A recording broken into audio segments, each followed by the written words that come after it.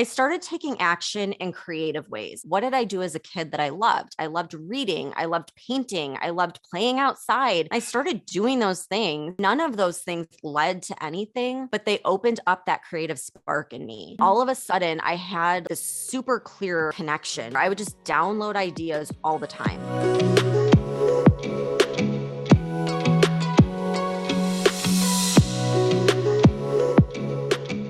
Hello, Stephanie, and welcome to the Dream Your Life podcast. I am so excited to have you here today. I am so excited to be here. Thank you so much for inviting me on. Yes, absolutely. And I've been binging your podcast and watching you on social media. I'm really, really excited to dive into so much with you today. But first, I want to start with gratitude. So can you share with us 3 things that you are grateful for today? Yeah, so I don't want to start putting a damper on the episode, but I have to say, I live in Tampa, Florida, and we had Hurricane Ian come through last week. And so it was supposed to hit Tampa head on, and it ended up shifting. And we actually had no damage whatsoever to our house or our neighborhood. So I've just spent all week, like sitting in gratitude that my kids are safe, that my home is safe, and we got through it. And just sending so much love to south of us that did get hit pretty hard. Yeah. Yeah. And we were chatting about this a little bit earlier, and I'd love to circle back on that. But yeah, I mean, to just sometimes we don't think about just like the fundamental of just having a roof over our head and health. So that's a good one. What are 2 other things that you're grateful for? So I'm really grateful for my second book just came out and is doing great so far. I had 2 books come out this year, which is something that was a goal on my bucket list that I thought maybe someday later in life would happen. And the fact that it happened this year, I'm just still can't quite believe it, but am just incredibly, incredibly grateful for it. And then I'm grateful for the weather. So we've had horrible humidity here in Florida, and this week it actually feels like fall, and it's just been cool and breezy, and I've got to be outside pretty much all day with my kids, and there's nothing like a perfect weather day. So I'm super grateful for it. I know. And there's nothing like a perfect fall day. I feel like Yeah. fall has this magical energy just with like the changing of the colors in the air. And I also just love Halloween. And then it's this lead up to holidays. And yeah, a perfect fall day. It's hard to beat. So I'm with you on Absolutely. that. Yeah. And I'm with you with the holidays. It's so much Yeah. fun, especially with Yeah. the kids, like Yeah. getting them to decorate and everything. It's great. I know. I love it.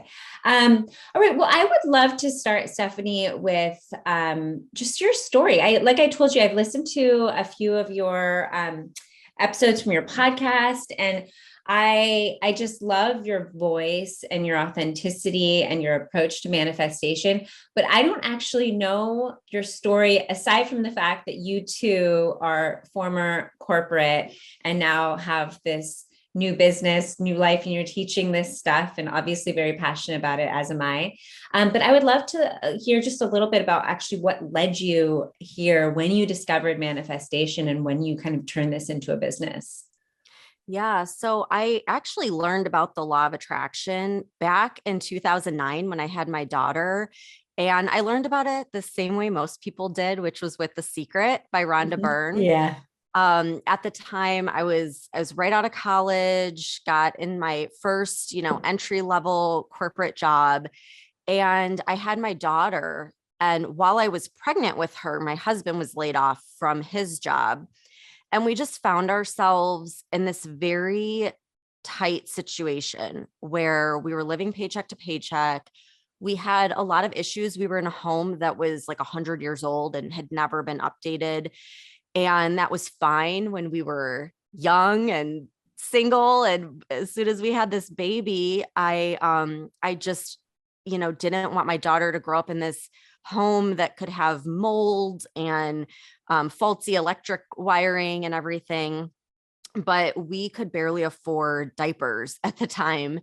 And I just for the first time in my life, I felt completely stuck. Like I knew I wanted more, but had no idea, you know, how to get there, and didn't really think my life was going to look quite like it had.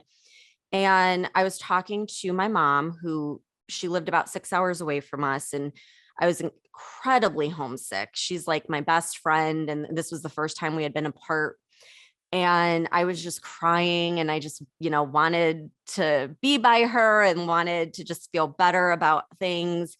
And she mailed me The Secret, and she's like, Oh, just read this wow. book. Like, it's really a good, positive read. So I got it. And the moment I opened the book, it was like my whole entire body just lit up. It Mm, was like every cell of my being was telling me, this is it. This is your hmm answer. And I read it immediately in one sitting. And then I read it again and again. And I remember calling her, and I was like literally jumping up and down. I was like, this book is going to change my life. And she's super into it. And she's like, she was all excited. And Wait, did she know? Because I love that it was your mom that gave it to you, because I think for that generation, it was very like new age woo woo. I feel like just around the millennial generation is when people started becoming really open to it again after like Napoleon. I just feel like there was that period where it was just like, no, like the fact that your mom read it and it inspired her enough to then send it to you. Was she always spiritual, or was this like in line with her yeah, own? so she's kind of like, I guess she was like secretly spiritual. Like Mhm. she's very, very intuitive. And we love going to like psychic mediums and stuff. Oh, And they really? all say Okay. that she's a medium and that it runs Mhm. in our bloodline. And so she's always been very in tune with the spiritual world and very into all of that stuff. And she's given me all sorts of books over the years about spirit guides and things like that. She Mhm. does Reiki now. Oh, So wow. Okay. it was different at that time. It was looked upon as like new age or kind of weird, to be honest. Yeah. And that Yeah. was something that I really battled with in the corporate world, because I learned about this and applied it to my life. And within 3 months of reading the book, we bought our dream home. My husband was not on board. He thought I was crazy Yeah. talking about the law of attraction. And I was like, well, I'm going to prove it to you. And I'm going to prove it to you by, we're going to get our dream home. We're going to get out of this house that's falling apart. And when that happened, it was like the set of circumstances that took place over those 3 months were miraculous. Like there's no Yeah. way we could Yeah. have predicted any of it. So he became a believer after seeing it. And it strengthened my mom's faith and everything as well, because she kind of watched us through this process. And it helped me in my business as well, because I set out to manifest money, and I was manifesting raises and bonuses and working my way up the career ladder. And so I knew about the law of attraction and tried to implement it like in the corporate world without letting people know I was implementing it, like kind of changing up the lingo a little bit, but using a lot of the same techniques around setting intentions. And it's pretty incredible, some of the things that correlated with that. But around my 30th, well, it was on my 30th birthday, I had, that moment, that spiritual awakening slash mental breakdown moment where I looked back and realized I had spent an entire decade of my life completely submerged in this corporate job title. And outside of this job title and outside of being a mom, I had no identity. Like I just had lost who I was. I didn't have any hobbies, any friends. Like everything I did was about my career and around being a mom. And it just was a big wake up call. And even though I had manifested a lot of external success, like if people looked at me, they would have thought like, oh, well, you have it all. Like everything seems great. But internally, it was a huge struggle. I wanted to be home and like watch my daughter grow up. And I felt like I was never really doing that. I was working all the time and I wasn't doing something that fulfilled me. Yeah. Um, a lot of questions came up like, how am I leaving a mark on the world? How am I helping? What is the purpose of me even being here? Like, what would people say about me, that I was a good employee, and it just led me down this whole path of like, in that moment, I realized I don't want to do this anymore. I want to find my purpose and fulfill it. And I don't want to wait until retirement to Mhm. enjoy life. And that's what I was doing. I was living for the weekend, but then the weekend would roll around and I would spend the weekend running errands, catching up on things. And then I would spend all day Sunday dreading Monday. And it was just this horrible pattern. And I thought, I'm going to break it. I'm going to get out of it.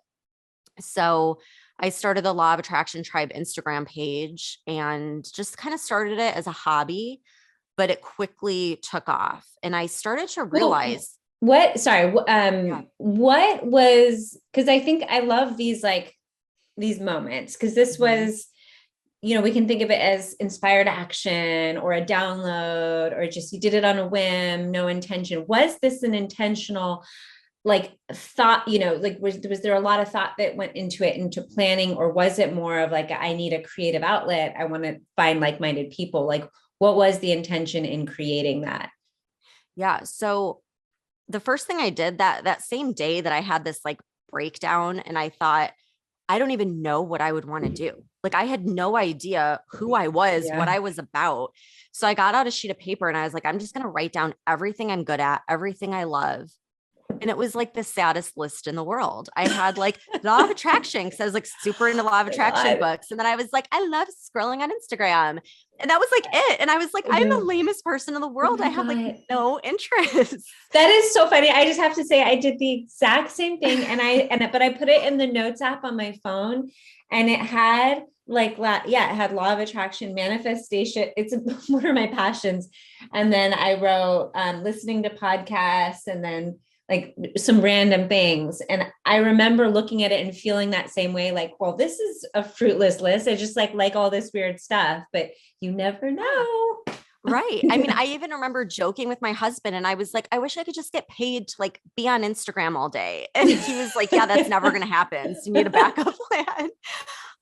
But really like at the time, I didn't even know what a podcast was. I didn't know like I barely was on Instagram at the time. So there were just a lot of things that I couldn't have foreseen, but I made that list and then I just kind of like sat on it and I started taking action in creative ways. I started thinking, what did I do as a kid that I loved? I loved reading, I loved painting, I loved playing outside. And I started doing those things and none of those things led to anything, but they opened up that creative spark in me. And Mhm. all of a sudden, I had like this super clear connection where I would just download ideas all the time. And I remember I was laying in bed with my daughter. She was getting ready to fall asleep. So I got out my phone and I would just kind of sit there with her until she'd fall asleep. And I just got this super crystal clear download that was like, start a law of attraction Instagram page and just start talking Mm, about it. mhm. And I remember like having a moment of hesitation because this was kind of like in the more of the beginning days of Instagram where there were a lot of trolls. There was a lot of like Yeah. everything has to look perfect.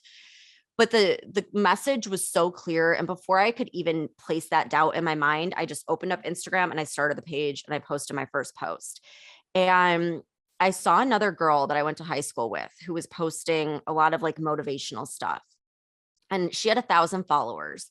And I thought, like, okay, if I work really hard at this for an entire year, maybe I'll get to 1,000 followers. And if I get to 1,000 followers, I'm going to keep going with it. And if I don't, at least I tried. And I Mhm. got 1,000 followers in the first month. And I was like, okay, I'm on to something.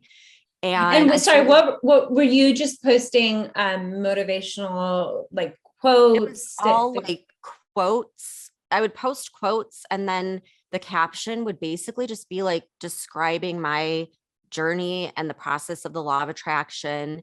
And at the time, I didn't know anyone other than my mom and my husband in my real life that knew any of this or that was interested. Oh, Like if I tried wow. talking about it with, coworkers or friends, I'd get a lot of blank stares. It was like, oh, I Stephanie know with like her woo-woo stuff. Yeah, yeah. And so this opened me up to like a whole new world, a whole community of people that were like me that wanted to learn about this and were interested.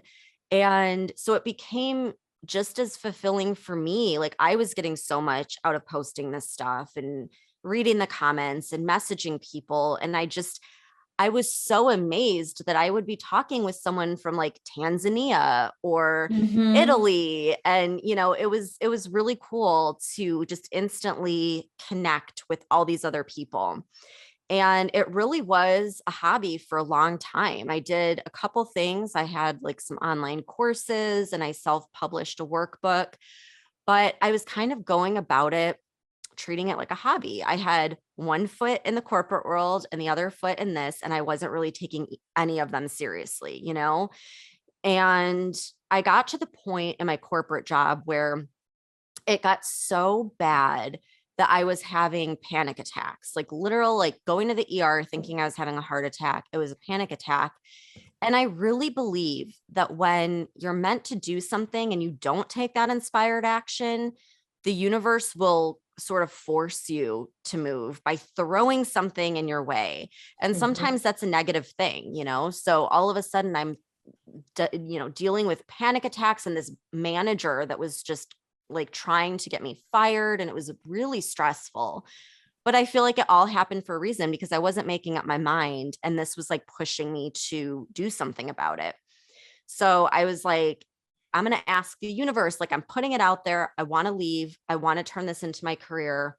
Let me know when the right time is. I need a crystal clear answer. And I ended up getting pregnant after my daughter at the time was 10. So I didn't think I could have more kids. Like we tried and tried and it never happened.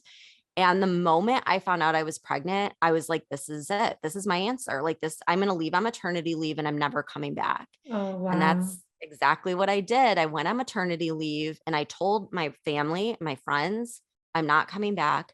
And they're like, well, what are you going to do? I was like, well, I'm going to figure it out, but I'm not going back. And everyone in my life was doubting me. Everyone except for my husband was like, you need to have a plan B. You need to come up with what you're going to do because your business, like this hobby, it's not really making money yet. And I was like, I know I'm not coming back. And I couldn't describe it to them, but I just knew like everything would be okay.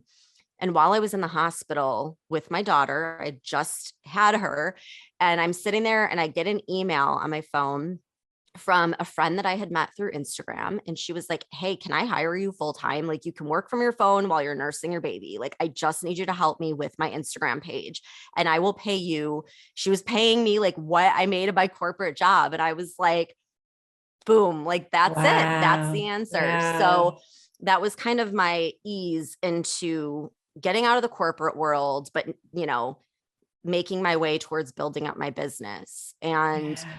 it really took off over the last year and a half. I put on my vision board that I wanted to publish a book. That was like the first thing that kind of came to mind back when I had that breakdown. I'm like, someday I want to leave a book. I want to write a book because it will be here long after I'm gone. And it'll be Mm-hmm. something my kids can like remember me for. And so I put it on my vision board, and a couple of my friends who were authors totally talked me out of it. They were like, you're not going to make any money. Like the publishers, like take everything and da, da, da, da. So I ended up thinking, well, I don't want to do that. That sounds terrible. And I forgot about it. This was like in 2018. And then 2020, I did a vision board party and I was showing everyone in this party my old vision board from 2018. And I saw all this stuff about being a best-selling author. And I got like all those feelings came rushing back. And I was like, you know Mm. what? This is a dream that I'm not giving up on. Like I'm going to do this. And so I put it on my vision board and I just kind of like let it go. I just put it on. I'm like, I'm going to do it someday. I totally believe I'm going to do it someday. And that was really all the thought I gave to it. The next month, a publisher reached out to me and offered me a book deal. And then 6 months Just later, randomly? yeah, they said, we are writing a manifestation book and we want you to write it.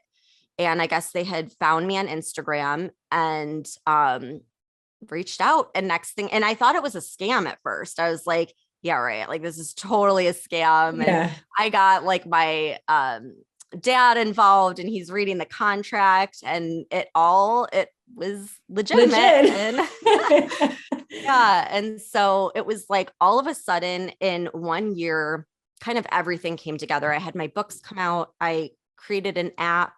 My Yeah. podcast really took off.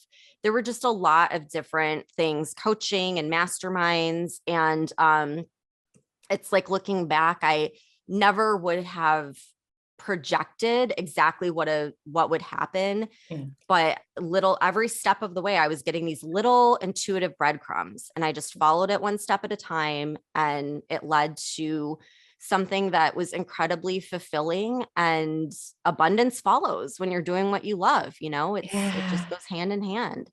Yeah, when you're doing what you love and you believe that you can be successful. I love this. And I've been like kind of taking notes because there's like so many things that you said that I wanted to ask you about. But first, just taking a step back and rewinding back to when you're in corporate and you discover law of attraction. And I discovered it too very early on, like 2008, 2009. And like you, applied it in corporate. And for me, I was in sales. And I was actually just talking to someone about this because we're saying, how do you use it in a corporate environment? I'm like, well, for me, it was like everyone would just focus on this idea that it's a numbers game. You have to follow this and follow up and reach out and Salesforce. And I was all about it's connection, it's intention. I would like visualize myself being at the top of the leaderboard, like this type of stuff.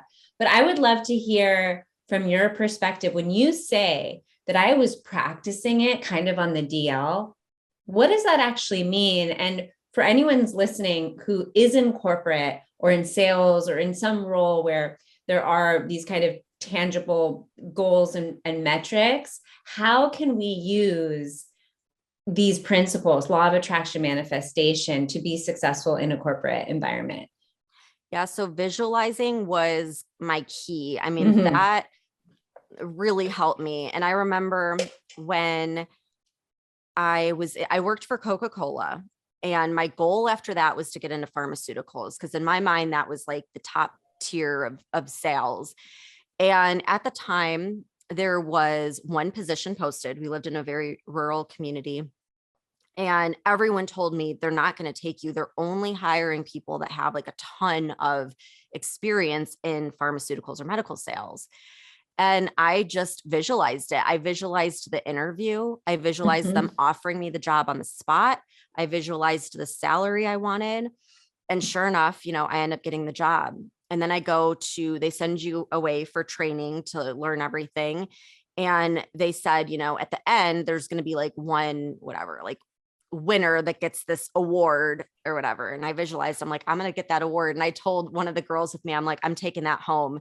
And she's like, oh, okay. Like someone's really confident. And Yeah. I took it home. And I remember telling my boss about this because he's like, man, like that's really cool. Like, how'd you win that? I was like, I just told myself that's mine. I'm taking it home. And he's like, really? And I said, yeah. So at these sales meetings that we were having, he started implementing that. He'd be like, okay, what's like a crazy goal that you guys want? And we would say something and he's like, higher, like, let's think of something bigger. And we'd say it. And then he'd write it on the board and everyone would be like, there's no way, like, you can't hit that. And he's like, well, why not? Like, why not just have fun with it? And so he started implementing it for our team. And we would all, as a team, we would get on these calls every week and we would visualize our goal. We would be like, oh my God, I can't believe we're number one in the nation. And we just hit market leadership. And Mm-hmm. we did this for like a whole year. And our little rural, like no name team that no one had ever heard of before got on stage at the national meeting, and we were the first people in the entire country to hit market leadership with one of our products. And we would do all of these like challenges where they'd be like, all right, you're going to win $500, whoever's on the leaderboard here. And they would do stuff like that all the time. And every time they would pull up that leaderboard, I would visualize my name at the top and I would just think about it. And during the day, I'd be like, I'm at the top, I'm number one. And like, I would affirm it and I would write about it. Like, I'm so grateful that I got the leadership award and blah, blah, Mm-hmm. blah, blah. And every damn time I was like at the top of the leaderboard. So I really do think visualization is key.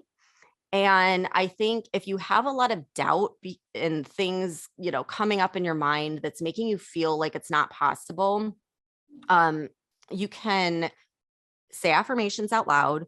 Or my favorite tool that I use now, I didn't know about it at the time, but kind of like a little manifestation hack is to use subliminal affirmations, because that's going right into your subconscious mind. It's bypassing the conscious mind that likes to Mhm. place all the doubt.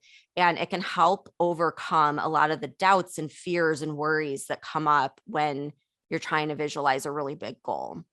And so this is basically affirmations repeated when you're sleeping or when you're not really aware of or consciously thinking about them, right? Yeah. So they're subliminal basically just means below the threshold of consciousness. So what I use are audio subliminals where you don't consciously hear them. It's like a dog whistle. Like it's there and it exists and it has a purpose, but our, human ears are not like taking that in.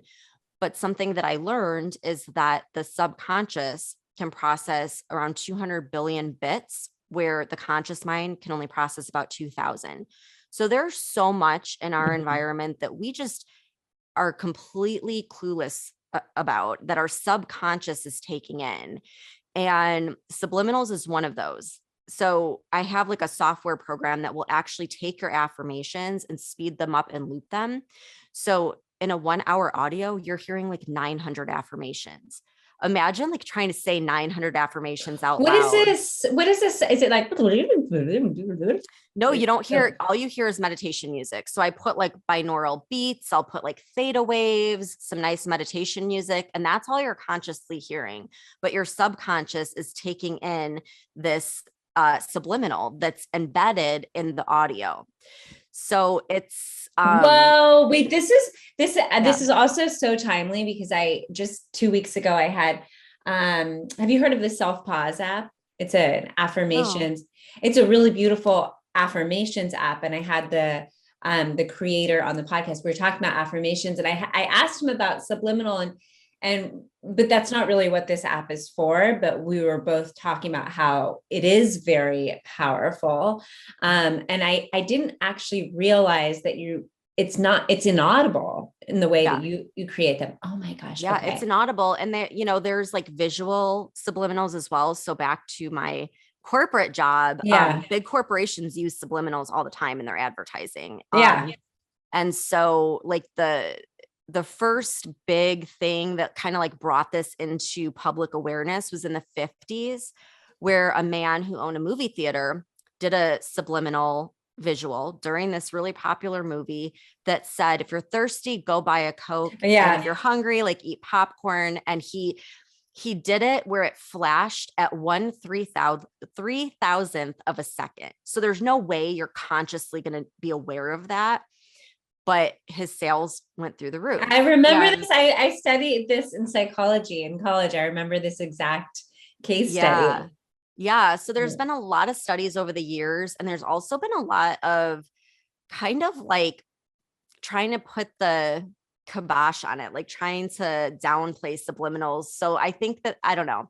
I have my thoughts on that, but I believe fully that they work because I've seen them work for me personally. And with my, the girls in my inner tribe, we talk about it all the time. And then the fact that I was, working for these huge companies that, I mean, it wasn't a secret. They talked about it in our marketing meetings, how, Mhm. hey, ever notice how you can hear someone doing like that, like at the end of a Coca-Cola commercial? Well, that's intentional. It's triggering a physical response in your body to become thirsty. And then you're pairing that with the beverage you see on the screen. And now you've made that neural connection that when I'm thirsty, I crave a whatever, that beverage Mhm. was.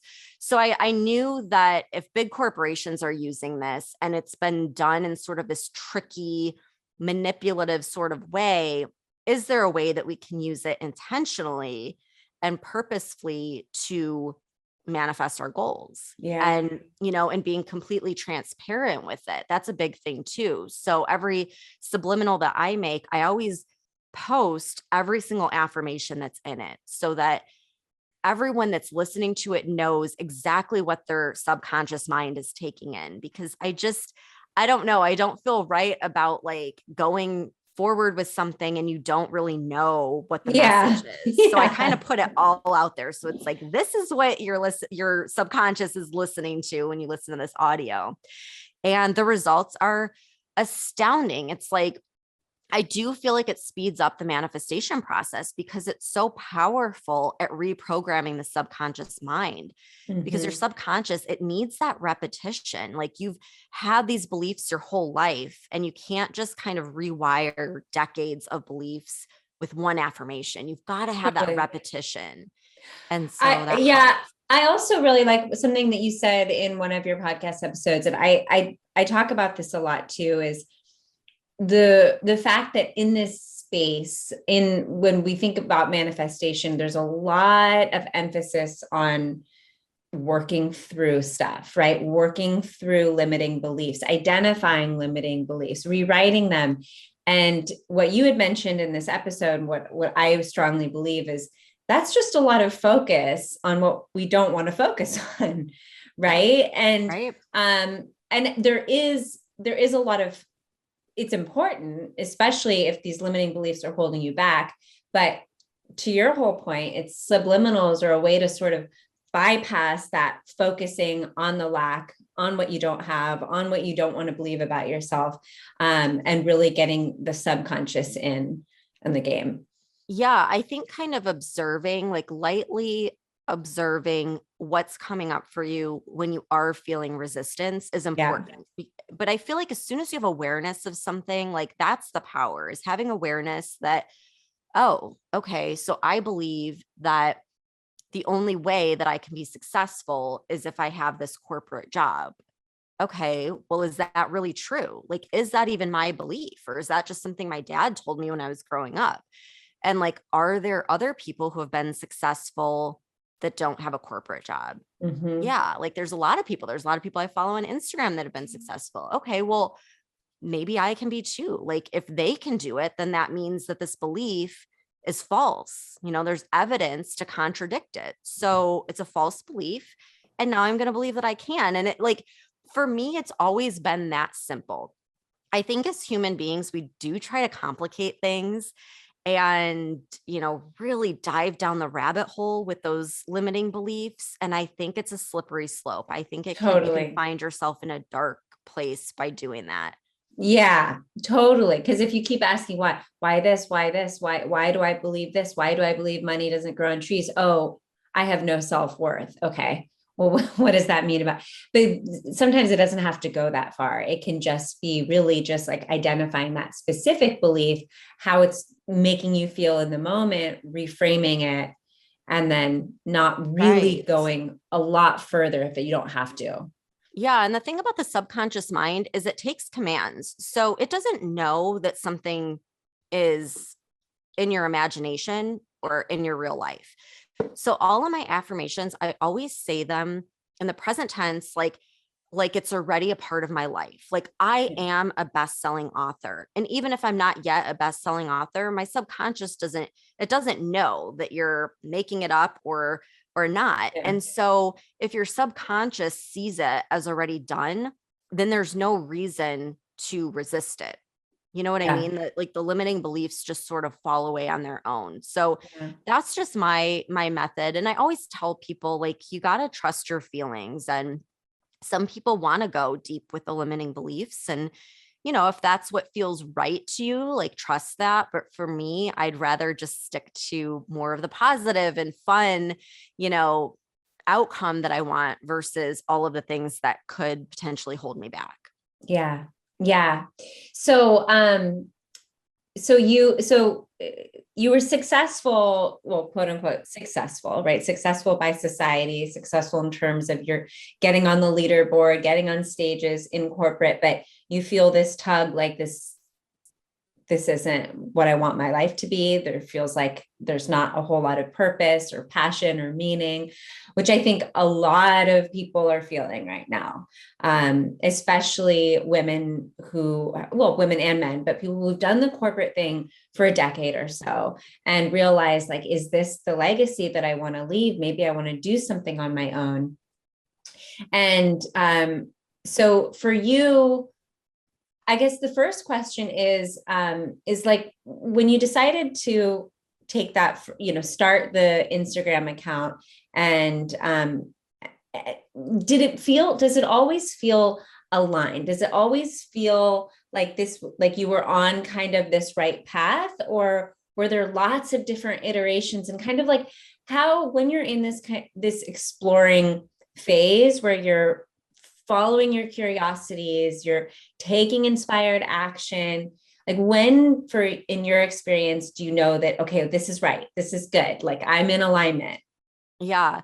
Well, something that my mom brought up to me is she's like, you never just idly like wait for something to happen. You always just go for it. And that is Mhm. very true.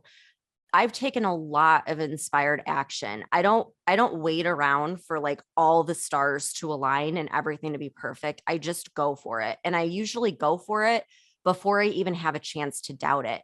And I Mhm. think that that's what I see in coaching a lot of people is there's people that are all really good at setting intentions, but then there's the group that just goes for it and they take action and it's messy and they mess up and they might fail and then they learn and then they try again and then they do this and they do Yes. that. And then there's the people that spend the entire year just thinking about it and like waiting and thinking and planning. And at some point you have to just go for it. Yeah. And you're nothing is ever going to be perfect. The timing is never going to be right. But when you get an inspired idea, if you don't act on it like right then, I kind of feel like it just goes away and probably goes off to someone else. And it's like a lot of times we'll get these ideas and we'll think, well, I'll get to it later. Mhm. But when you have the idea come through, I believe in divine timing. And that's the time when you're like energetically amped up for it. And if you wait and Yes. you try to come back to it later, you might not have the same emphasis on it. That's why, like with my podcast episodes, I never really batch record because I've tried that and I feel like the energy is just like, it's not great. But when I get an inspired idea, I'm like, oh, I need to record. And then you can feel it. It's like you can feel the energy behind it. And the episode always does better. So Totally. I'm the same yeah. way. Well, for my solo episodes, always like Mhm. it Yeah. I record it either like the day before, or and it will Mhm. be, Yeah. and it's, I don't have to overthink it. It just comes out because I'm, and then sometimes I try to think about it in advance, and I'll remember the idea, but I won't have the same energy or excitement when I'm speaking about it. So Right. I think you can apply this to anything. You have an idea to start an Etsy store. Like go and just, open up whatever it takes, like Mhm. do the steps, put something on there, because a month later, that idea might not sound great, or you might not have that same kind of inspiration. And so I think you can really think about this in any way, whether it's a small thing or a big thing, take one little step towards it as soon as you get the idea. I agree. Like I think back to when I got the idea to start the Instagram page, and Yeah. I could have said, well, it's 9 o'clock at night. I'm tired. I'm on my phone. I don't have any images prepared, and thought, well, I'll get to it tomorrow. Would I have ever gotten to it? Like that could have been the moment that changed my life. I I just did it. know. I opened it up, I started it, and once I got started, it's like all those fears kind of melted away because it's like, okay, I did my first post. I'm still Yeah. alive. Yeah. Nothing bad Yeah. happened. Like Yeah. we're okay. And Yeah. sometimes that's all it takes is just that one little action, like reaching out to that one person you've been wanting to talk to, opening up that TikTok account or Instagram page or that first podcast episode. And then from there, you're just on this new path. Like you've forged a new path in your life. I feel like if there's one thing that people are going to take from this episode, it should be this, because I don't think I've ever really emphasized this in the same way. I think we talk about inspired action, but what we're saying right now is immediate action, a little action. I love that what you said about reaching out to the person, because I about a year ago I was on Instagram and I saw one of my old coworkers had gotten engaged, and she's a career coach, and on the side she works at Apple. But I was, something in that post, I was like, congratulations. And then I was like, God, she's creating these courses for high school and college students. I wonder if there's some kind of synergy here, if we could incorporate mindset into it. And then I was like, I don't know, she's busy. And then I said, no, I'm going to reach out to her immediately, that post was still open, and I shot her an email.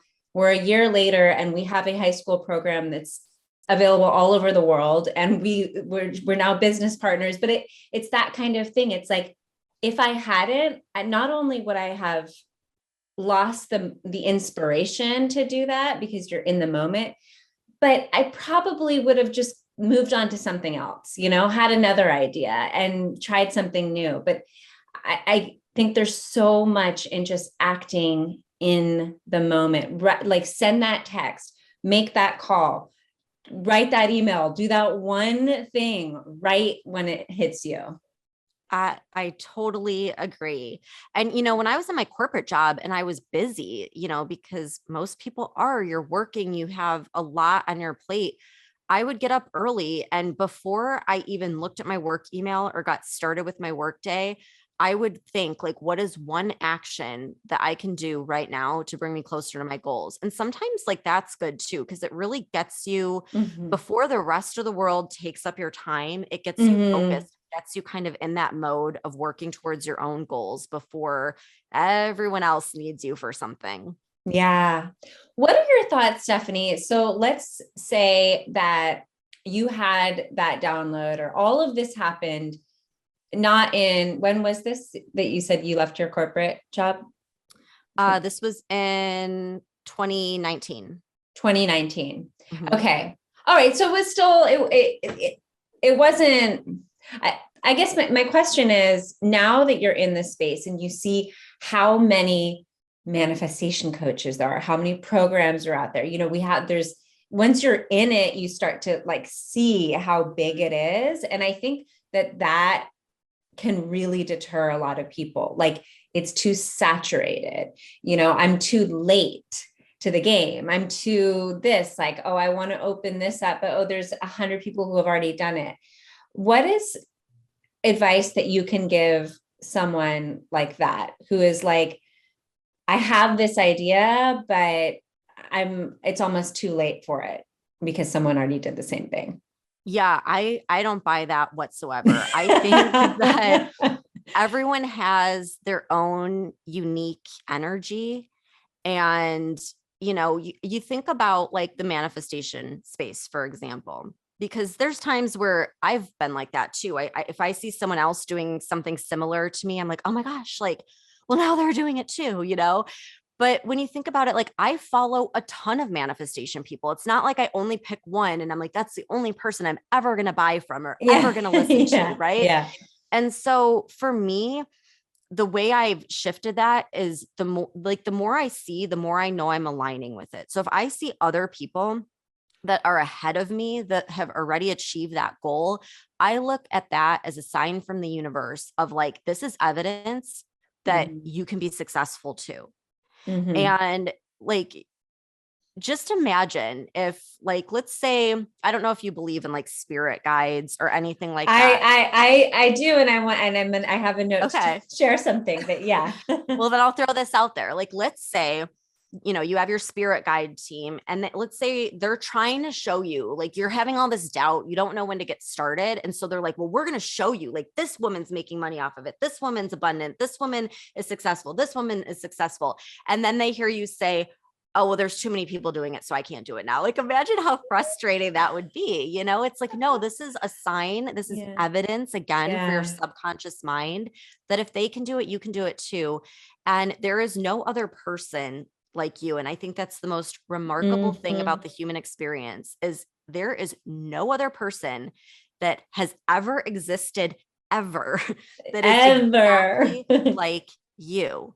And so there's going to be people for you. There's going to be people that aren't for you, but the right people will find you if you follow that passion and you take that inspired action as it comes and And just you're, trust yeah. it, And you that know? you are you. And I know this is said a lot, but this whole, authenticity and alignment. But what I was going to say, and it's so funny you bring up spirit guides, but last weekend, I did a little solo birthday retreat, and one of the gifts to myself was a spirit guide reading. Actually, the woman who did this reading had been on this podcast, and so she actually gifted it to me for my birthday.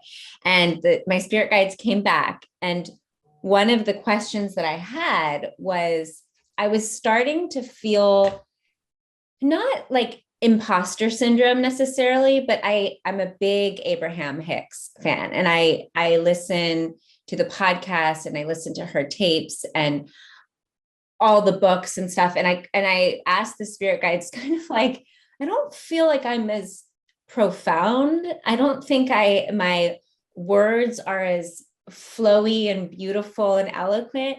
And right away, the medium was like, oh my God, they're just going like this. They're like, Julia, they're like, Julia, you need to use your own words. And by the way, Abraham Hicks is like up here. It doesn't land with people. People want to hear things in the way that you say them. It has to come from your energy. Don't try to use this profound, eloquent, flowery language. It doesn't work with your people. Like, use it, like, let it be just authentic to how you want to speak and how you want to share and how you want to be. And it was like that. I knew that. I think it was so validating, but I think just for anyone listening, it's that too. It's your energy, your voice, your perspective, your experience, everything makes you part of what you're saying, your unique self. And that is going to resonate with your tribe. Yeah, absolutely. I love that about the spirit guides. I always, oh my gosh, I get the best messages when I do those readings, but it just, I don't know why like this came to mind, but this really motivated me when I was thinking about starting a podcast. And I had that thought. I was like, there's so many podcasts, out there right now. Who would want to listen to me? And I was listening to an episode. I don't even remember what the podcast was, but they were interviewing the woman that started Marriage and Martinis. I don't know if you've heard of that podcast, No, but but I like the title. yeah, she, her and her husband were going to get a divorce, and they just thought, should we try therapy? Like, try to work it out. And she's like, let's do a podcast and just show the world like how messy this is, because we know there's other people going through this. And they just decided to like do this podcast. They didn't know anyone, didn't have any connections, nothing. They started the podcast, like no one was listening, hardly anyone. And out of the blue, apparently, a writer for Rolling Stone magazine was like an avid listener, secretly. Like, he found this podcast, he loved it, and he wrote an article about it in Rolling Stone. And overnight, they became a huge success. They went from nothing to like 1 million followers. And you just never know who's going to Mm-hmm. listen and who you're going to resonate with. So why not try? It's like, Mm-hmm. worst case scenario, it doesn't go anywhere, but best case scenario, all of your dreams can come true. So why wouldn't you at least try? Totally. Wait, I have two follow-ups to that, but did their marriage improve?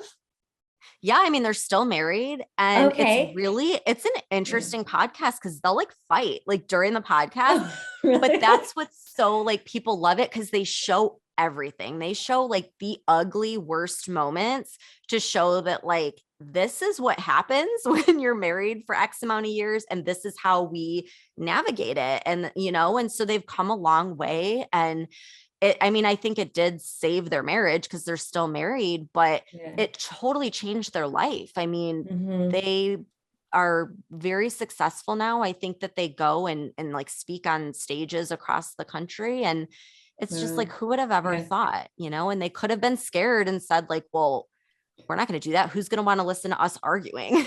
and That's how I felt about this podcast when I started, because I knew I wanted to start a podcast, and my husband, or I was trying to, I thought I wanted to do a podcast on finding your purpose. And then my husband was like, why don't you do a podcast on, all this stuff, all your manifestation, like you're obsessed with manifestation and law of attraction. And I had the same thought. I'm like, but no one's going to want to listen to that. And I'm going to run out of content ideas real fast. And here we are. I mean, and I get to talk to people like you, and just, I love it so much, but it's also helping so many people. And so, yeah, I mean, I think, to your point, you never know, but if you follow by just doing something that feels right to you, that's the first step.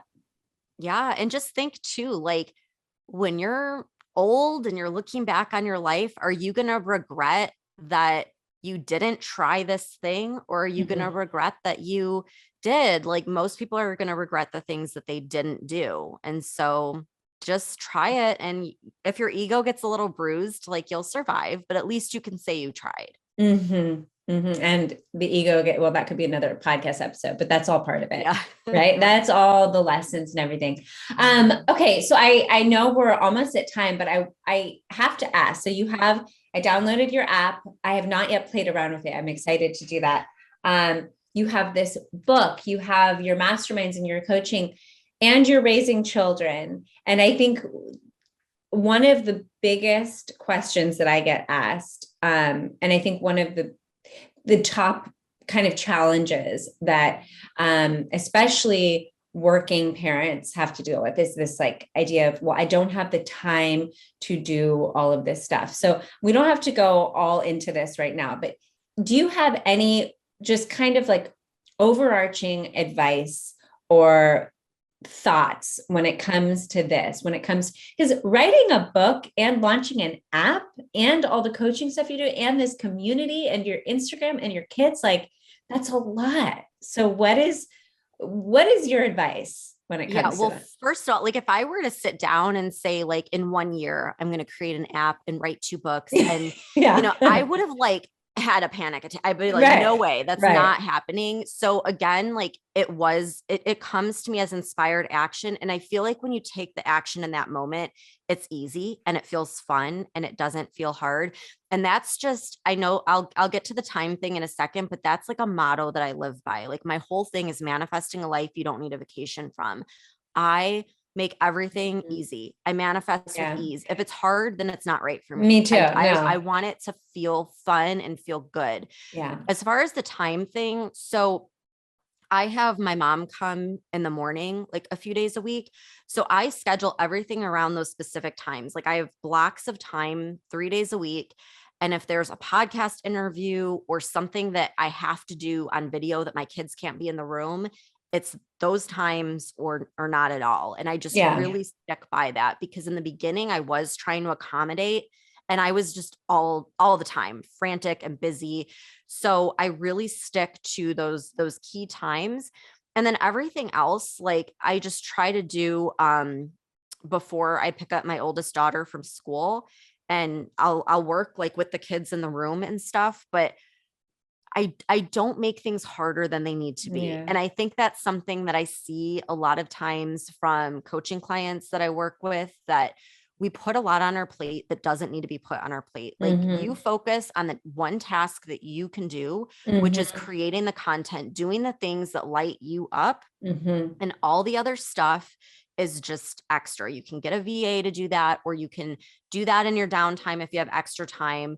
But if you just focus on the one thing that you're really good at, like if you focus on actually recording podcast uh, content, then you'll be fine. So just start with that and block out, like for me, it's 3 days a week that I block out. And that way the rest of the week is completely open. If we want to go to Disney or go to the beach or whatever, we Yeah. can live that lifestyle without it being a 24/7 work week. Yeah.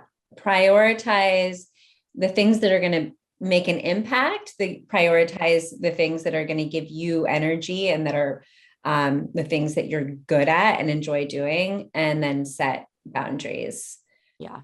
around everything. I love that. I have a note, and because I mentioned that I wanted to circle back on this, and it's a question that I wanted to ask you, especially now because of the recent hurricane. And I talked to someone else this morning whose family was impacted. Obviously, you are there. You luckily were not impacted, or at least your home. Um, for people who are going through something like that, something where their safety is at risk, or maybe they lose their house, or something happens to their family and stuff, how do you use the principles of the law of attraction, and what is your advice? Obviously we don't know, we're not talking about every situation, but just in general, how do you approach things like that are completely out of our control? Yeah. So again, for me, and I actually did this my whole life before I even knew about the manifestation and knew what I was doing, but I always visualize the outcome that I want, especially in scary situations. So, like, I've always had a fear of flying. So, when I get on a plane, I visualize the plane landing and me getting off and going to my destination. With the hurricane, I've been through a couple now, and same thing. I visualize like the hurricane being over and we're all just safe and protected. And I just tell myself, like, you can replace material things, you can't replace people. So as long as we're safe, like that's all that matters. But I actually wrote out in my journal as it was coming, I'm so grateful that my family's safe. I'm so grateful that our house is standing and everything is okay and that we got through this. And I'm grateful that we have the ability to help others that need help. And I just try to focus on those affirmations. For me, I like to write them out Yeah. and then visualizing that, and writing it out kind of helps me picture it in my mind's eye. And I really think that's powerful. And then if you are in a situation where you actually were impacted, like some of the people in, Fort Myers and Naples, um, again, like visualize the outcome that you want. Visualize that you're getting all the help you need, that your insurance company is coming through and, giving you the money that you need to rebuild quickly. And that, people are showing up and helping you and giving you all the items that your family needs. Like in any situation, the one thing that we have control over is our thoughts and what's going Mhm. on in our mind. No thing can take that away. And so just use that to visualize the best case scenario. And every time I do that, it really does play out just as I visualized it. But the problem is, in scary times, a lot of us visualize the worst and we worry about the worst and we talk about the worst and we think, oh my gosh, we're going to lose everything. And that's not what you want to do. You want to think about the best case scenario and talk about the best case scenario and focus your Yeah. attention and your energy on that. Yeah. Jack Canfield says, has this equation E plus R equals O, which is event plus response. Our response rate equals the outcome. So, how can you respond to something that is going to get you to the outcome that you Mhm. want? I also like to just think about, you could think about like your highest version of yourself, or maybe there's someone in your life that you just respect so much and they handle situations so beautifully, and kind of trying to embody that energy when something like this happens. Like, how would the highest version of myself respond to this? Mhm. Probably feeling grateful that I'm alive and that my family is alive and we're healthy and safe. And then what? What would I do next? Mhm. Yeah. Um, yeah, I just will sending thoughts and prayers to everyone who was impacted. But Stephanie, I love what you said there. I would love to just shift gears one final time and just ask how people can connect with you. Tell us about the Law of Attraction tribe and what you have going on in your world right now. Besides your books, I want to hear about your books too. Yeah. Yeah. So I'm on all the social medias at Law of Attraction Tribe. My app is called Manifest It Now. There's a lot of free stuff, including subliminals. If anyone is interested in that, that's a great place to get them. I can also send a link to give everyone a free abundance Yeah. subliminal. And then inside the app is my inner tribe, which is our manifestation community. We do live calls and we have guest speakers come in and do all sorts of fun workshops, because I just believe that having that supportive community is so important in the manifestation process.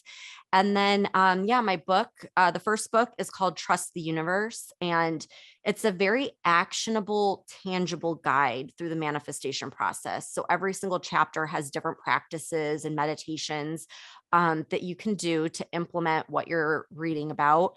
And then the follow up to that is called Manifest Your Dreams. And it's actually a journal, it's a guided journal that and you can write in it.